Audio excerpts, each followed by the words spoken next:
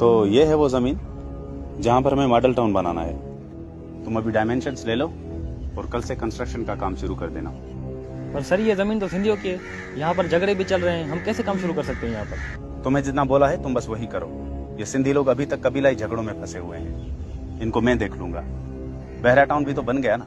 ये लोग बस सोशल मीडिया पर मजम्मत करना जानते हैं, और जब इनके लालची सहाफियों की जेब भर जाएगी तो ये सब खामोश हो जाएंगे और पठानों की होटलों पे चाय पीने बैठ जाएंगे। सर वो सब तो ठीक है, लेकिन काम बहुत रिस्की है, क्योंकि सिंधियों में अब शोर आ गया है। और जब बात सिंध धरती की आती है तो ना सिर्फ कौम परस्त सिंधी, बल्कि सिंध का हर सिंधी और उर्दू जबान बोलने वाला अपनी धरती की बका के लिए आवाज उठाता है, और इनकलाब की ये आवाज हमारे काम में बहुत बड़ी रुकावट बन सकती है। कोई शऊर नहीं आया इनमें, ये बस फेसबुक के दानिश्वर हैं, कोई अमली काम नहीं करेंगे। और अगर कोई बाशऊर सिंधी अमली काम करता भी है तो ये लोग उसका साथ नहीं देते, बल्कि किसी जागीरदार या वडेरे के पीछे लग जाते हैं। इनकी कौम परस्ती सिर्फ सोशल मीडिया तक महदूद है, और इख्तिदार पर भी इन्होंने खुद वोट देकर जाहिल वडेरों को बिठा दिया है। और उन वडेरों को सिर्फ पैसों से मतलब है, जो उनको मैं खिला दूंगा।